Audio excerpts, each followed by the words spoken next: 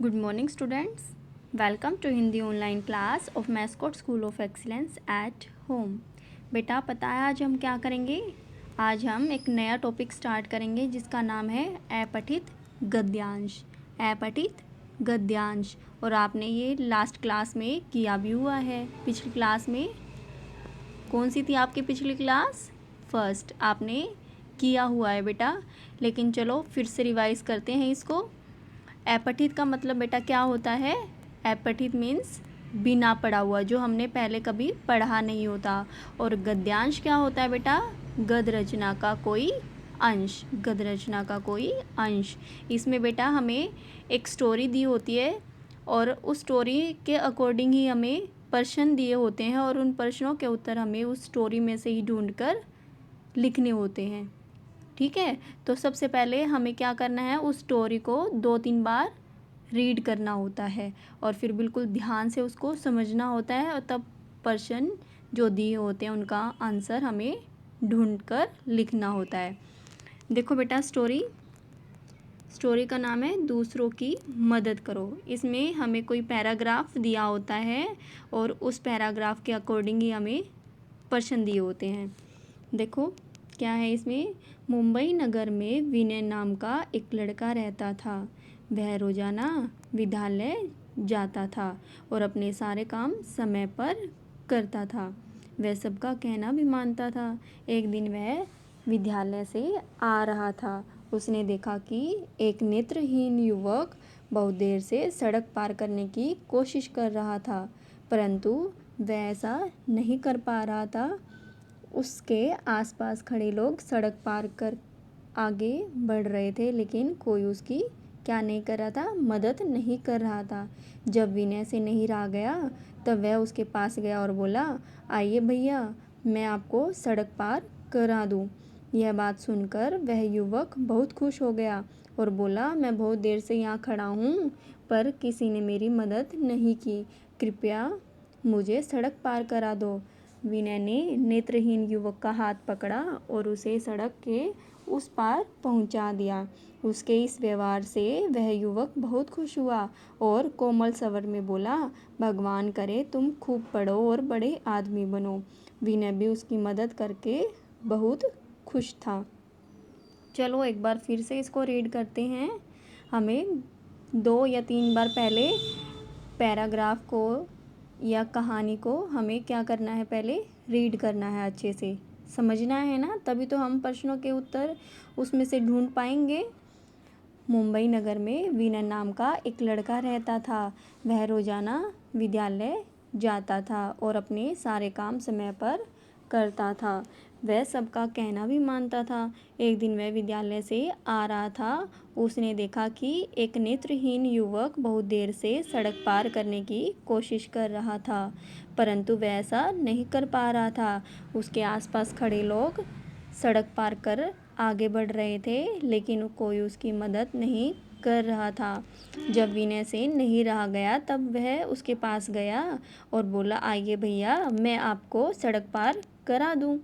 यह बात सुनकर वह युवक क्या हो गया, खुश हो गया और बोला, मैं बहुत देर से यहाँ खड़ा हूँ पर किसी ने मेरी मदद नहीं की।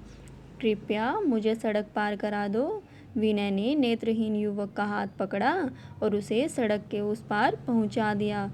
उसके इस व्यवहार से वह नेत्रहीन युवक था जो वो बहुत खुश हो गया और कोमल स्वर में बोला, भगवान करे तुम खूब पढ़ो और बड़े आदमी बनो। विनय भी उसकी मदद करके बहुत खुश था। तो बेटा इससे हमें यह शिक्षा भी मिली ना कि हमें दूसरों की हेल्प करनी चाहिए। जिन लोगों को हमारी ज़रूरत है और हम लोगों को पता है कि उसको हमारी ज़रूरत है, तो हमें क्या करना चाहिए बेटा, दूसरों की मदद करनी चाहिए। हमें अपने क्लासमेट्स की, अपने फ्रेंड्स की भी हेल्प करनी चाहिए ना, मम्मी पापा की भी हेल्प करवानी चाहिए घर में, है ना।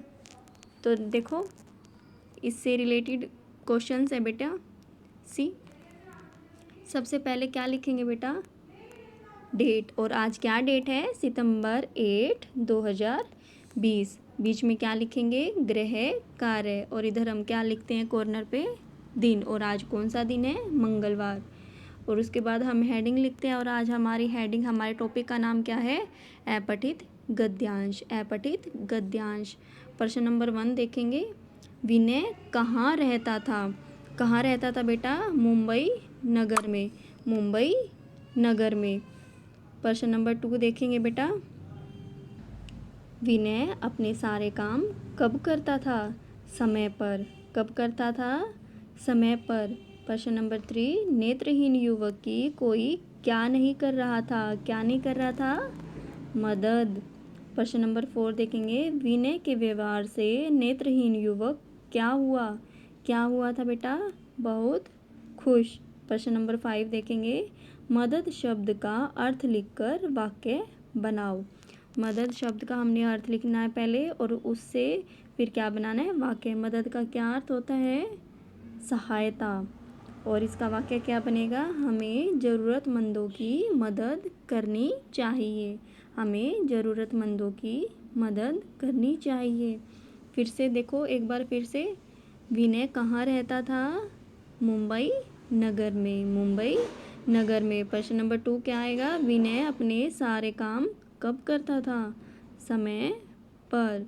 समय पर। प्रश्न नंबर 3, नेत्रहीन युवक की कोई क्या नहीं कर रहा था? क्या नहीं कर रहा था बेटा?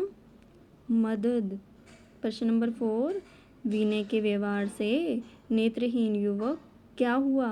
क्या हुआ था बेटा? विनय के व्यवहार को देखकर बहुत खुश। और प्रश्न नंबर 5 क्या है? मदद शब्द का अर्थ लिखकर वाक्य बनाओ। मदद शब्द का क्या अर्थ है? सहायता, हेल्प। और वाक्य क्या बनेगा बेटा? हमें ज़रूरतमंदों की मदद करनी चाहिए।